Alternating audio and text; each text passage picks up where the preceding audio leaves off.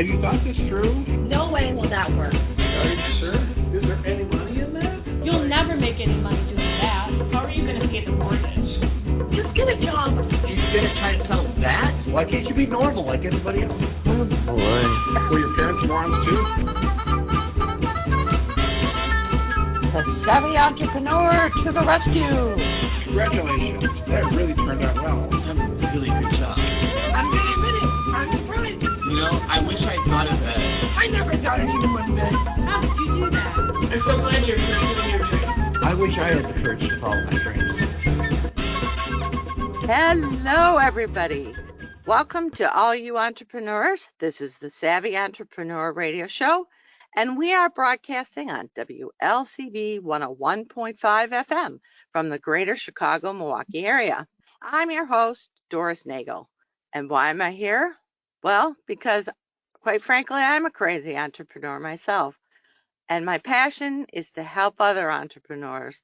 I've counseled lots of startups and small businesses as part of my law and consulting practice over the past 30 years. I've also started or helped start at least 9 different businesses. Along the way, I've seen lots of mistakes, and candidly, I myself have made lots of them.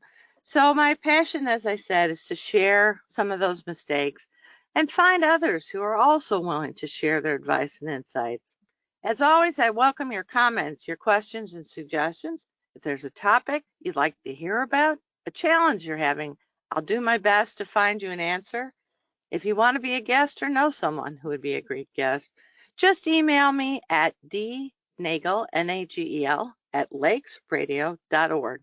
The show will be better for your input. And now, without further ado, I'd like to introduce our guest for today. Joining me by phone is Angela Spinazze, who will share the story of how she built her nonprofit consulting firm, which she calls ATSPIN.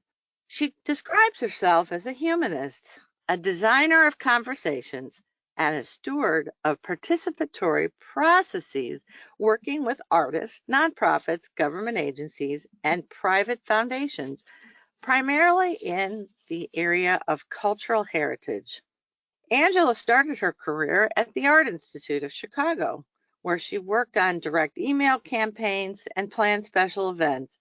From there, she went on to manage the conversion of the index card file there, representing approximately 150,000 works of art into electronic format, and helped the Art Institute develop an inventory process.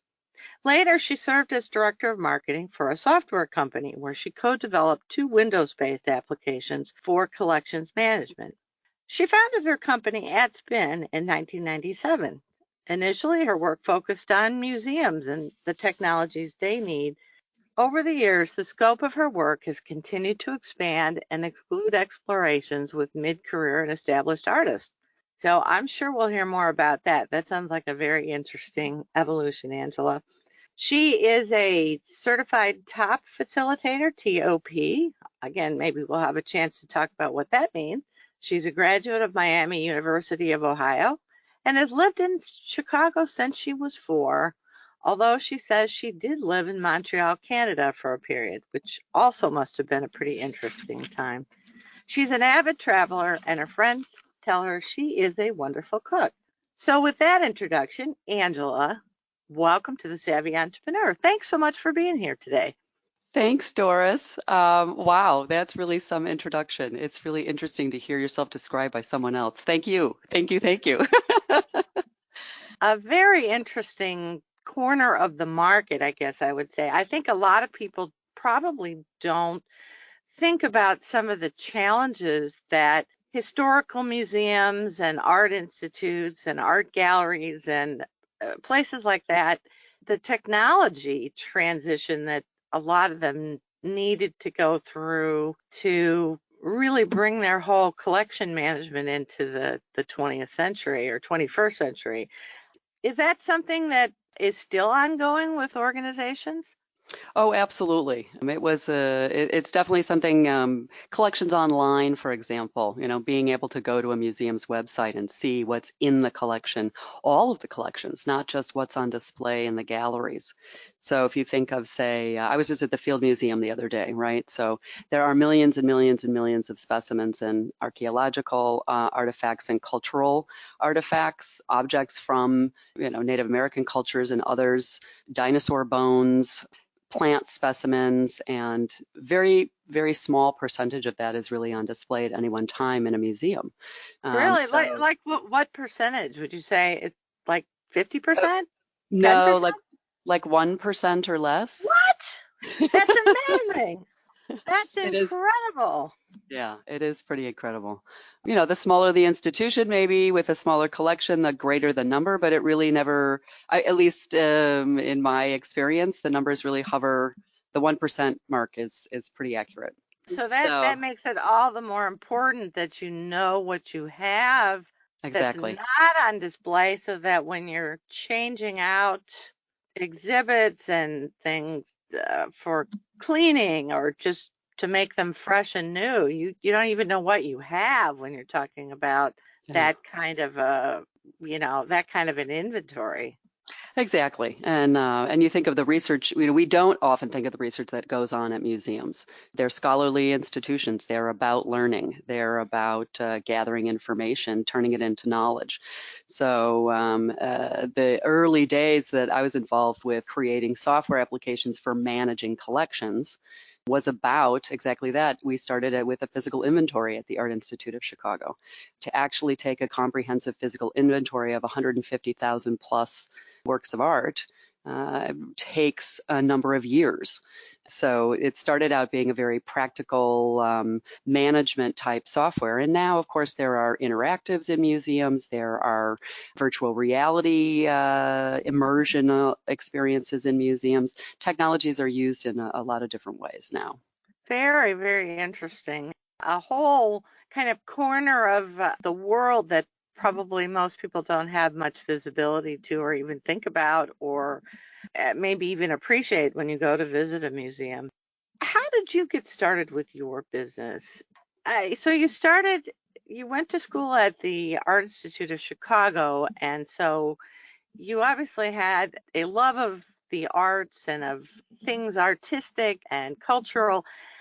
But how did you go from that to founding your own business? Well, it was a journey, as you say. It was a process of arriving at a point where I had spent a lot of time working with new technologies. I had, run this project, a portion of this project at the Art Institute of Chicago. So I was really the person who was responsible for the conversion of these cards. If you think of the old library card catalog, museums used to have the same sort of thing for objects in the museum, works of art, depending on where you were. And so I had done that work. I had worked with all the curatorial departments to help facilitate the taking of the inventory. I then went to a small little for-profit that was making software as well, and I just got frustrated. I got to a point in my career where I wasn't growing, and I needed to do something different for myself professionally. And of course, I saw an opportunity because this was, again, a time where a lot of museums of all shapes and sizes were looking to use technologies in new ways, and especially around collections management. So I saw an opportunity to provide a service that I knew how to do. I had a lot of experience in it, and I was kind of at the point where I didn't really want to be designing software anymore. I think that's part of it too, right? You kind of think, well, but the thing I really like to do is I like to help these, work with these different collections. I get to learn a lot. I'm somebody who sort of followed my curiosity. So I struck out on my own because it was, because I could, and there were people out there who I knew, colleagues who, of course, were willing to hire me to come in and say, hey, could you do that thing you did over there for us? Well, the last bit is probably a really important piece of it because there are people who develop a certain expertise and connections within a part of the marketplace, whatever that is.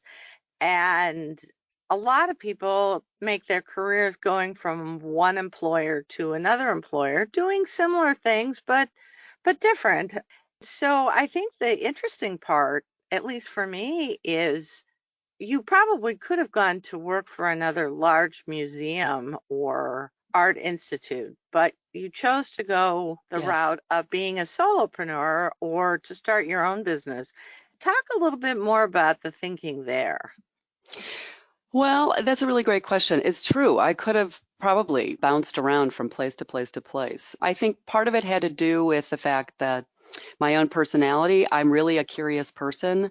I love to learn from others. And what I found really intriguing was I thought, wow, what I could actually do is embed myself in different environments with the expertise that I've accumulated. But then every different kind of place that I'm in lends, right, an opportunity for me to learn and to add on to my own expertise. So working in an art museum, fine art museum, is very different than being in a natural history museum or working with a group of conservation scientists or working on public art. So there's you learn something in terms of the subject area, but also the way the institutions work internally. And I think I really liked providing that sort of outside perspective, and I could be neutral. I also didn't have to get involved in the internal politics. No, I was just going to say, having been part of the gig economy for a long time, I did some projects where I was embedded in a couple of companies, and I really enjoyed it because I did not have to spend time getting involved with the politics very much. It was really quite refreshing. And even when the organizations tried, I would emphasize to them, look, you're paying me for X. Does this add to X? Right. And they would inevitably say, yeah, well, you're right. You don't need to be part of all of this. Well, and also I think what you, at least I think from, I know when I think back to, how I was situated in a lot of these scenarios, right, working with my colleagues, I also could advocate for exactly what you're saying is the topic at hand, right? What we were trying to do was organize collections, make it easier to manage them, and provide greater access to them both internally and externally. And so that could be my sole focus. And I could advocate for the importance of that work and that, by bringing a group of people together, and typically it was a multidisciplinary group even within a museum. Mm-hmm. So we'd had, the librarian was there and the software engineers were there and the educators were there and curators were there and administration, was represented, but we could really focus on the collections and providing access to them and, and doing the work of the museum. So it's true. And I also think I'm not all that great at the office politics. So I could be an advocate for, let's just keep our focus here. Yes, we have to work with that, but, let's figure out a way to do it in a positive way. It's interesting. I share that I've never been very good at office politics, and I never enjoyed that part of working in an organization. And it seems like whenever you get more than about 3 people in a room, it starts to be an inevitable part Right. of group think or group dynamics. But, the other thing, I'd be interested if you felt this as well, is that I felt freer to sometimes express more controversial opinions. In other words, I didn't feel like I had to. Sometimes I think groupthink starts to come into play in organizations, and sometimes you really need a person to say, "What? What are you talking about? This makes no sense. Let's step back here for a minute." And I think when you're not an employee and you're not worried about keeping your job or being fired or demoted or not promoted or whatever, it gives you some freedom to be able to do that. Did you find that as well? Yes, I definitely would agree with that. I think that, again, you really can help remind people that you're coming in with an outside perspective, and exactly that. What, there's an ability there to, raise your hand or have an expression on your face, or say it out loud, where you. I don't know, it is a freedom. I think that's a great word to use there, where when the time is right to be able to express something in a way, it might even be through a question, As you were saying earlier, is that the best use of our time here? Is that really what this is all about?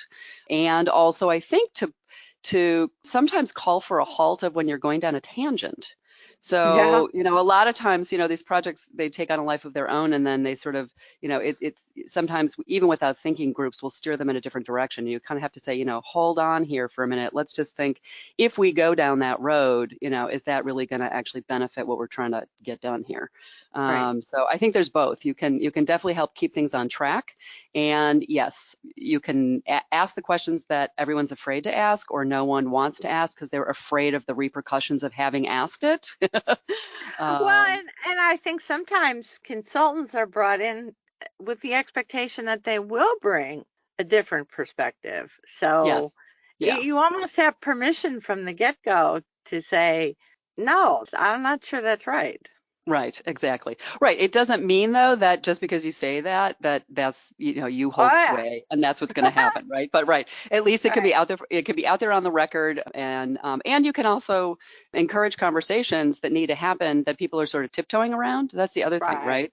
So Right. you can really press and bring something up over and over and over and over again. And I don't mind being called the broken record. Oh, that's Angela. She's asking that question again. She's having us go there again. And it's like, Right. well, we haven't resolved that yet. So yes, that's what I'm doing.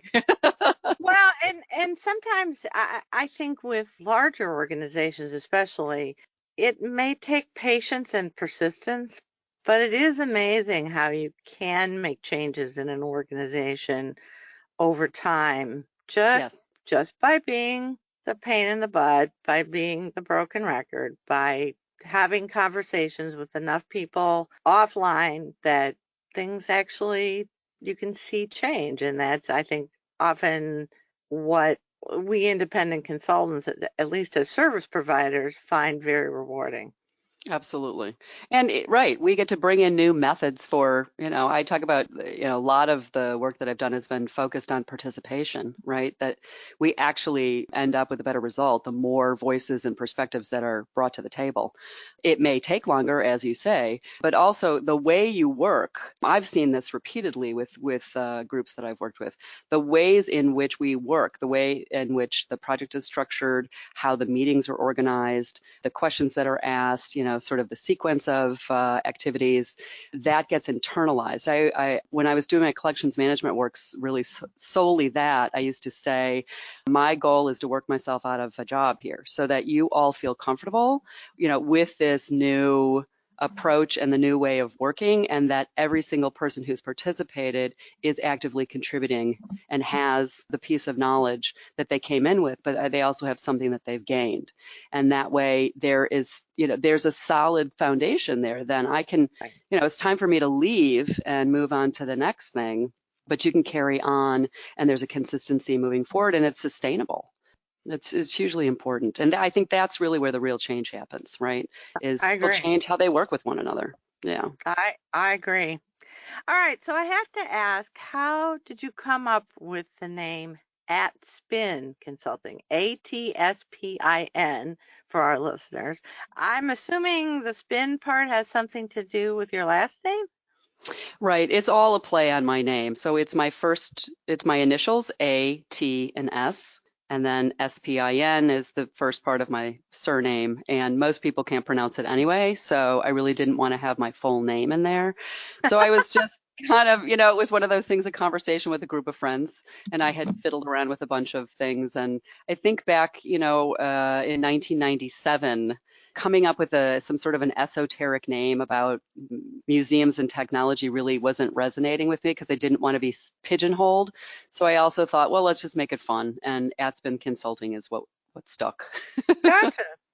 Well, what's a typical project for you look like? Although it sounds like typical might be a little hard to pin down because of the variety of things that you do, but maybe talk about a couple of example projects that give listeners an idea of the range of things that you do. Sure. Gosh, there is a wide variety, but so one that I might talk a little bit about was work that I did a couple of years ago, actually, with the Office of International Relations at the Smithsonian, which was really neat. A group called the Cultural Heritage Coordinating Committee, and they were putting together a symposium with 13 of their colleagues in different federal agencies of the government to focus on cultural heritage protection around the world. And so that was an instance where we came in and actually worked with all of the team members from those different agencies to design a 2-day symposium that brought together a whole wide cadre of people from academic and law enforcement and museums and you name it, consulates and, people working around the world. And that took about, I would say, 6 months. Right? We worked together on a regular basis. We had a core design team. We went through a series of exercises, a set of questions. Everybody weighed in, and then we crafted an agenda where each of the groups were able to have a representative amount of time to highlight work that they were working on. And then we did reflections after each of the sets of presentations so people could talk about. We ended up with about 4 or 5 different topics in terms of cultural heritage preservation that they wanted to tap into. So that was a really interesting project. More recently here in the state of Illinois, just this past year, I worked with a group at the Illinois Student Assistance Commission, and we did a set of workshops around their, strategies for where they're headed. And this is the group that does things like they manage the MAP grants for students looking for financial aid to get into colleges and universities after high school. Yeah, so it's a really interesting commission. It's been around since the 60s, but it's filled with a lot of really young people who have got tons of ideas about, how to engage with high schoolers and their families to help them get the resources that they need.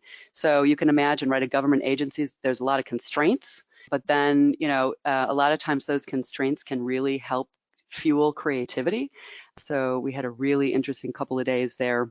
So that was a very short timetable, right? We did a design with a small group. Again, I like to work with a small design team up front to kind of craft what the experience is going to be and what are the key questions we need to ask.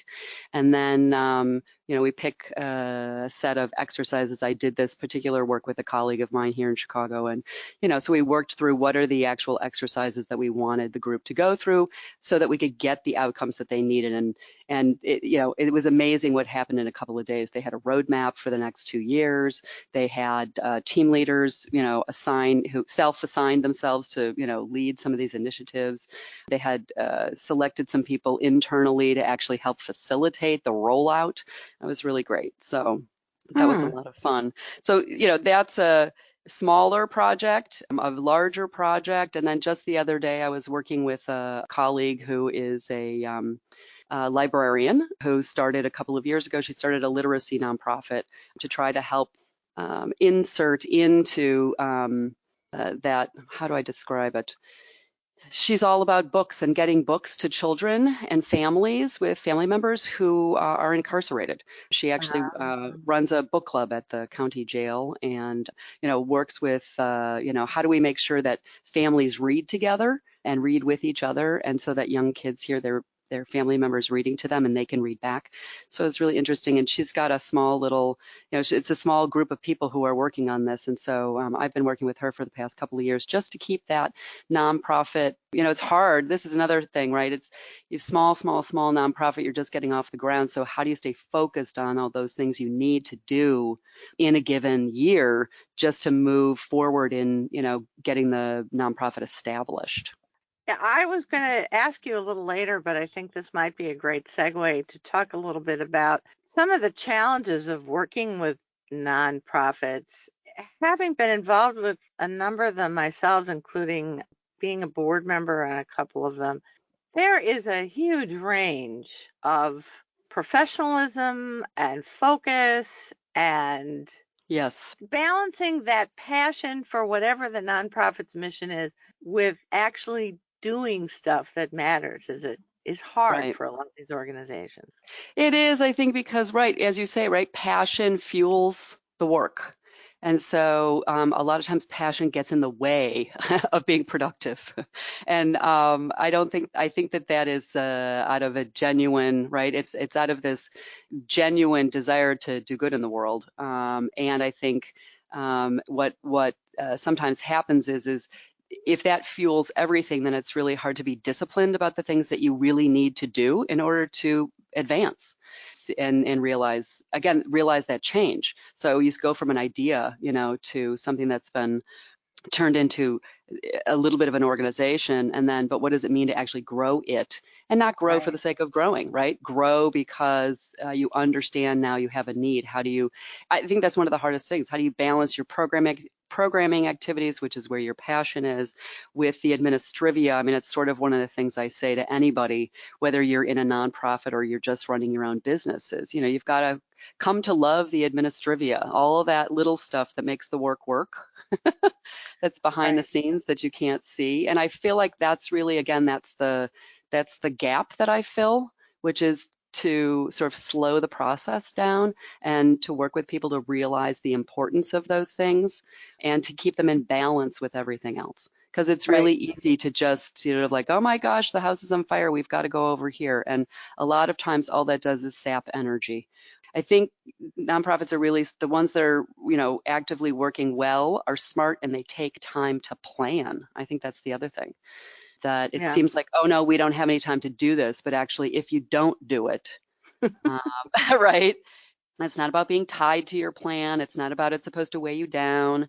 If it's an active living plan, it means you're integrating it into all that you're doing so that you're constantly sort of doing that self-check. And that's sort of like exercise. You have to develop that muscle and that muscle memory. Yeah. Well, I like the way you put it. You have to learn to love administrivia. I didn't know that was a word, so I learned something new too. But I love it. I'm going to use it again. Okay. But you have to learn to love it, and that may mean either loving it and forcing yourself to do it and taking pride in doing it, or it may mean that you value it enough that you hire someone else or delegate it to someone else to do. Exactly. Who does love it more. So, but either way, if you don't value it, it won't happen the way it's supposed to. I agree with you. That's right. Yeah. And then all that stuff, it just accumulates over time. And that's what ends up being, it gets in the way. Yeah, it does. It does. Angela, we need to take a quick break, so hold your thoughts for a moment. Folks, we'll be right back with Angela Spinazze from ATSPIN Consulting in just a few minutes. But right now, we need to take a break for a word from our sponsors and for station identification.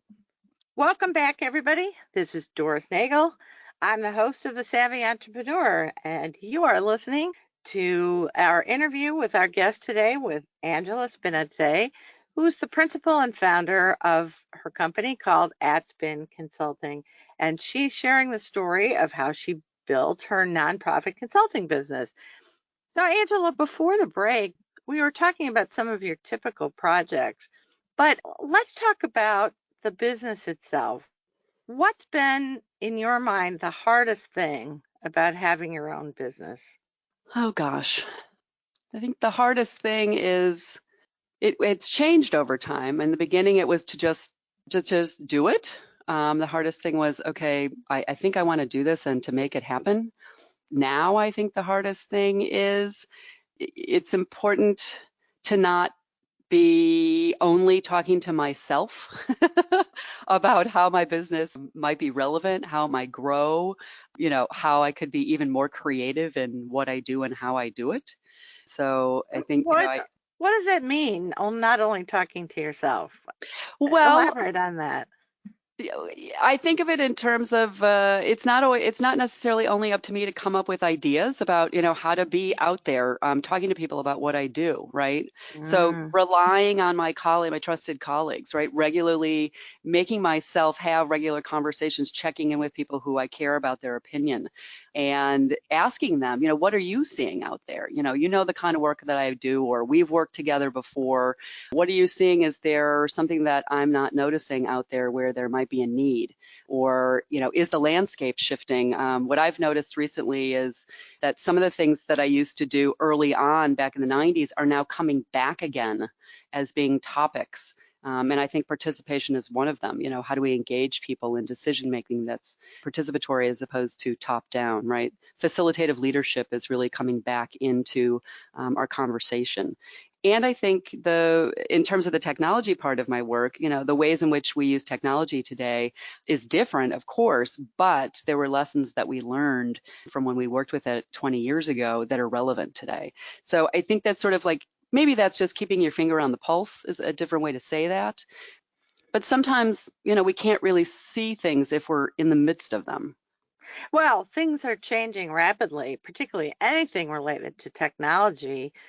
It is quite a challenge for every business, every nonprofit, government agencies too, to keep track of where the technology might be headed, and because it's often expensive to implement technological changes, to make sure that you're investing wisely and while you're keeping up. Yeah.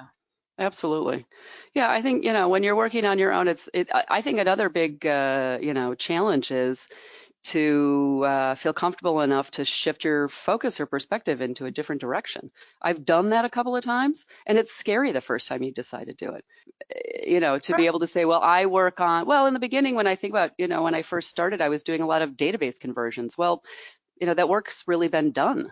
So at a certain point in time, that wasn't going to be my future anymore because realistically couldn't be. So, how do you actually, again, that thing of self-reflection, how do you take into account what it is that you've done, the accumulation of your experience, but then prepare for, be ready for, and sort of take a leap of faith, if you will, right, towards either introducing a new skill set or, sort of being able to say out loud, well, I don't do that anymore. I think it's hard to say that. Yeah. It's scary. Yeah. So how do you find most of your clients? Is it through networking, word of mouth? It is primarily. It's word of mouth. It's networking. It's people who have participated in workshops that I've led or meetings that I've led, the symposium that I led, last year with the Smithsonian, that kind of thing. So people being in the audience and then coming up afterwards and saying, oh gosh, this was so interesting. That thing you did, my organization, maybe we could use something like that. Or, I like how much information we got through in such a short period of time. We need some help with that. So a lot of it is that. I talk to a lot of people, and networking is great, and thankfully I have also a good, a good network of people who say to people my name when they ask the question, who do you think we should talk to about, working on our strategic plan together, or helping us plan this symposium, or we've got this project that we've been trying to do for the past 3 years. It's just really not working. We can't seem to get it off the ground. We don't know why. Who can we talk to about getting it back on track? What does your ideal client look like? What makes for a really good client for you? Oh, that's a great question. I think the biggest thing is an openness to trying something that they haven't done before. So I think there's a lot of, sort of best practice. This is what we need to do our strategic plan. And someone told us, it's in a book, and, we have to do it that way. And I like to work with clients that are open to creativity, and they're open to trying things that are different. And even if they're a little squirmy about it, like, I'm not so sure, that they're willing to give it a go, right? That we can craft something and just test it out. Sometimes it doesn't work, sometimes it works like a charm. But I do think that being open and being open to creativity is really, really helpful.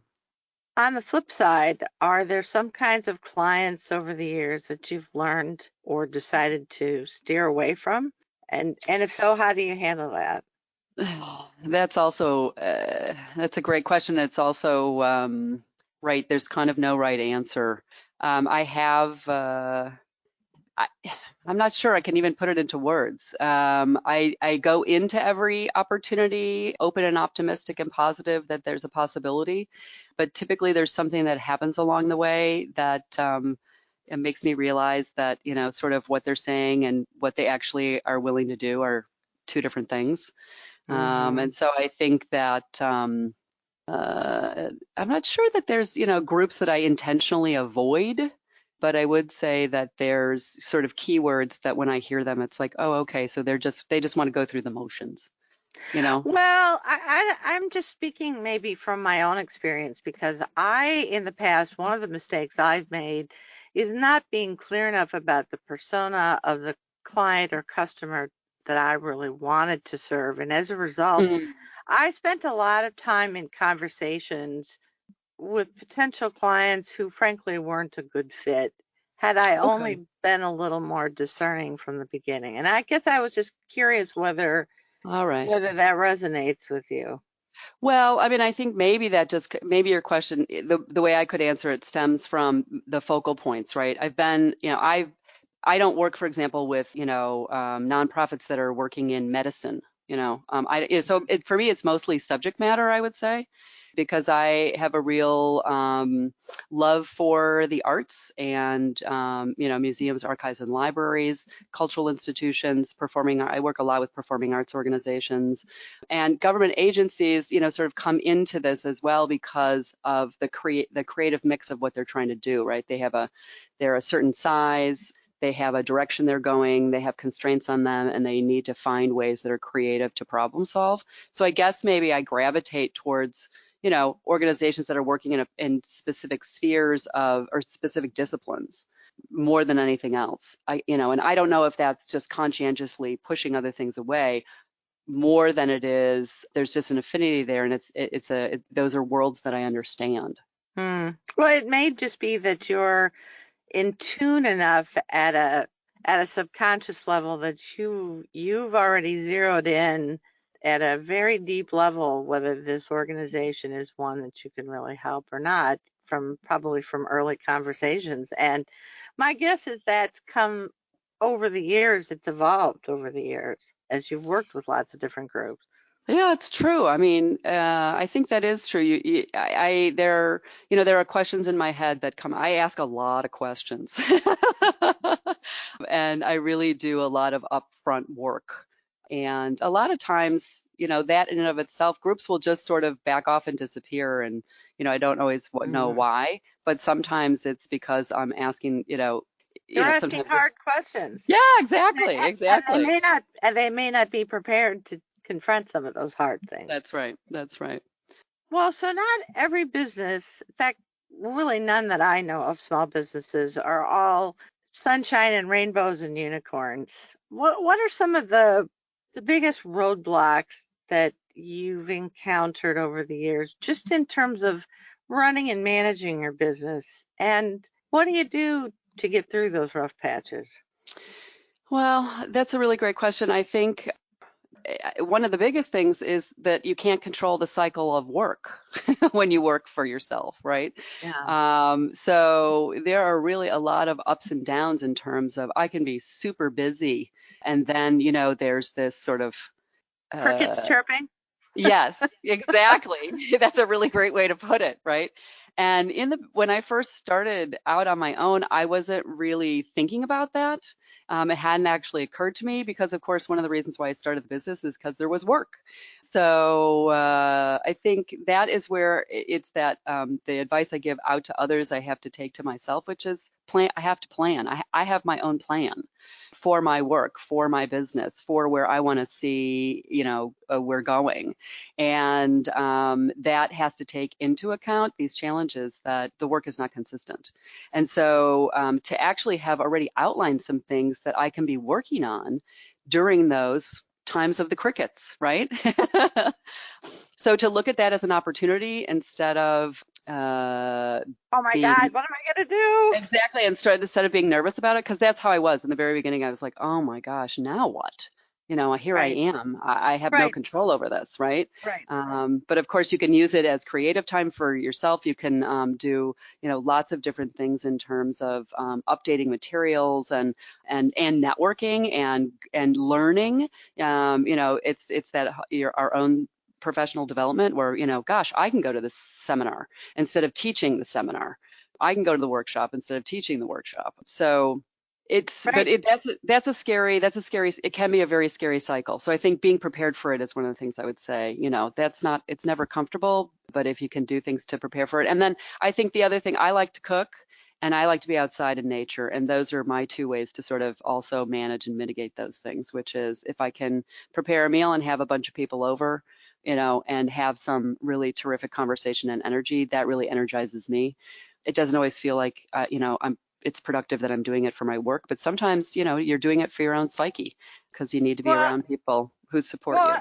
and when you are your business, I think that's something else that oftentimes I see solopreneurs forget is that they are their best asset. They are Yeah, really, at the end of the day, the only asset. And if they don't exactly. take care of themselves and their mental health and their physical health, what's it all for, really?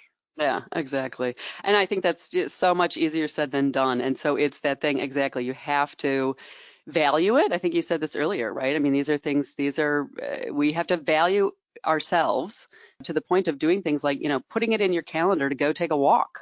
I know Mhm. it may sound silly, but it's really, really important. Yeah. Because those are the loneliest times when you're thinking, okay, I've just gone through this wave of fabulous activity. And also I think being around people, that thing of when you're working, especially when you come into groups or you're bringing a small group into a team, there's that camaraderie there, and then all of a sudden it's gone. Right. And I think that's tough. Those transitions from super active to less active, they're challenging. Well, and I'll speak again for myself. The transition of going from being needed every day to not being needed by that Mhm. group of people anymore. Right.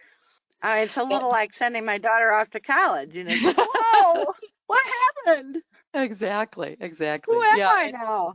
it's true because all of a sudden, right, they were part of your world on a very regularly scheduled basis, right? And then all of a sudden they're not, and keeping in touch with people, right, over time. I mean, I really love it when groups that I've worked with, I'll hear from somebody and say, "Oh my gosh, Angelo, like we're sending you this note. We thought of you the other day." Or I had someone send me something not that long ago that was like, "So and so was channeling you the other day." She asked a question that Oh, we all kind of looked at her and said, "That's an Angela question. Um, wow.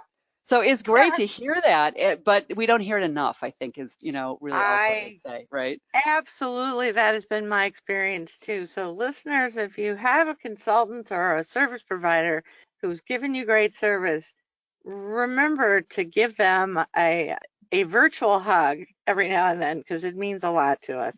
All right, Absolutely. so Angela, you touched on something I would be interesting to talk about. You mentioned that you spend some of the downtime working on planning and where you'd like your business to grow. Talk a little bit more about where you see your business going ideally. What would you like it to look like in 3 years, 5 years?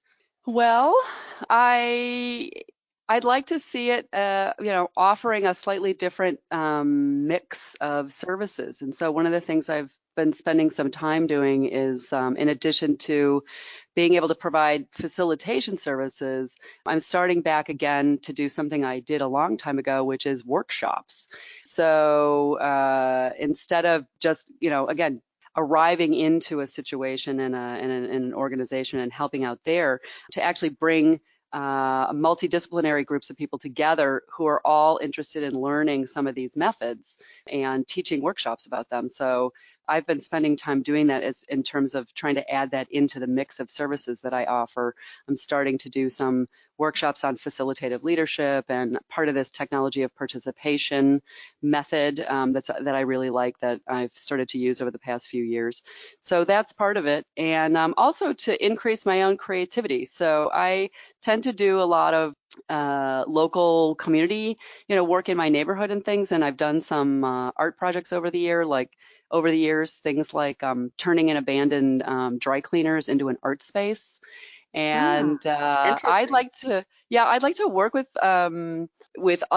organizations that are interested in doing those kinds of things. So really getting back to a little bit more project-based work.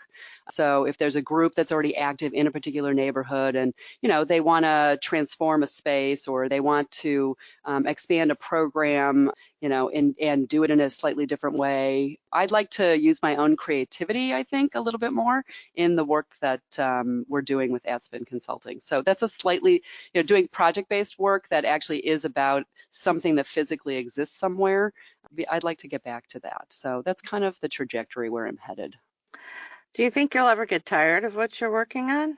And if so, what else might you do?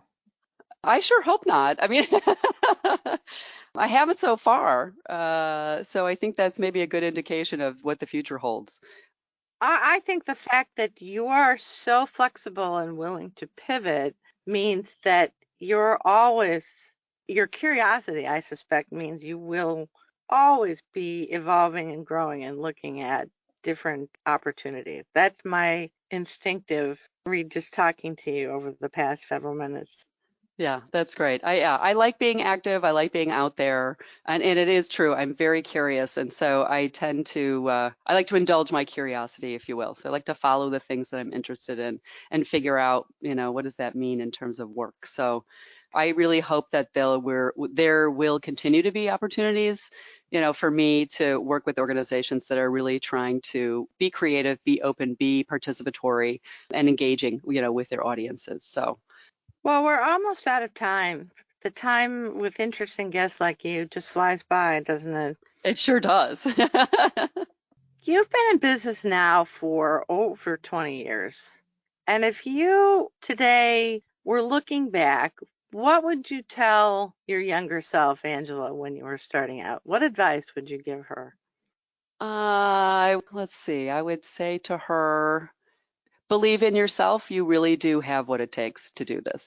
And be more open to calling on others for help or support, maybe. Maybe it's not help, right? But it's, I think I really took on, I have to do this myself.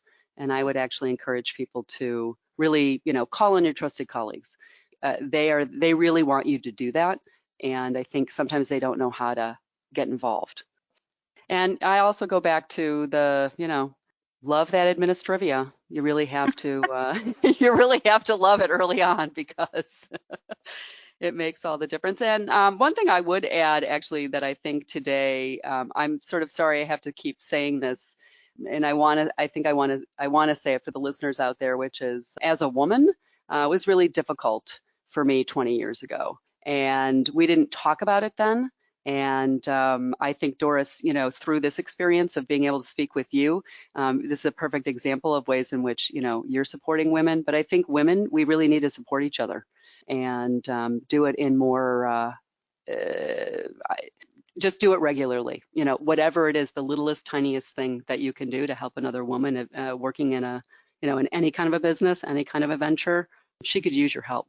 I totally agree with that. It's interesting, a footnote as we wrap up, which is that I originally started out wanting to have the show be about women entrepreneurs and support for women entrepreneurs, but I couldn't get enough guests to have regular shows. Wow. Okay. My goodness. All right. Well, maybe we need to remedy that. So all you women out there listening, please send Doris suggestions for people and not to interview. just entrepreneurs, but women who support entrepreneurs too. Yes. And because there's lots we need as entrepreneurs, we need support from lots of people, whether it's web designers or marketing support or accountants or lawyers or people to help us raise money, whatever it is.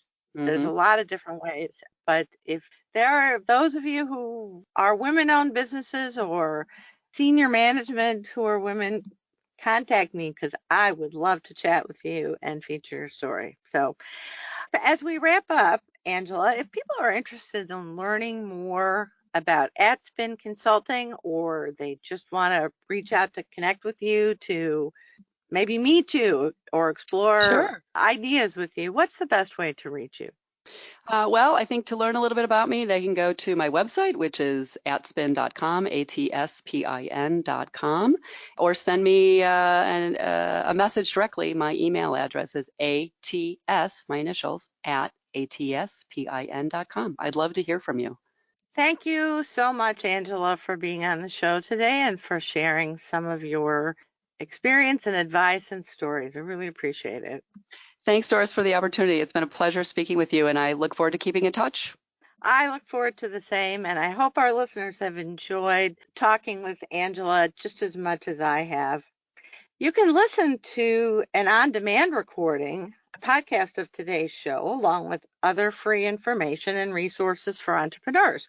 You can either go to the Savvy Entrepreneur show page at lakesradio.org or to my consulting website, which is globalocityservices.com, or my law support and resources website, which is called forsythialaw.com. Be sure to join us next Saturday when our guest will be Steve Deinhardt, who runs something and created something called Moolah Pitch, which is a crowdfunding platform that helps Wisconsin residents support Wisconsin businesses. And Stephen will share with us about what crowdfunding is and isn't and how to be successful at it. It'll be a great listen, I promise, so be sure not to miss it.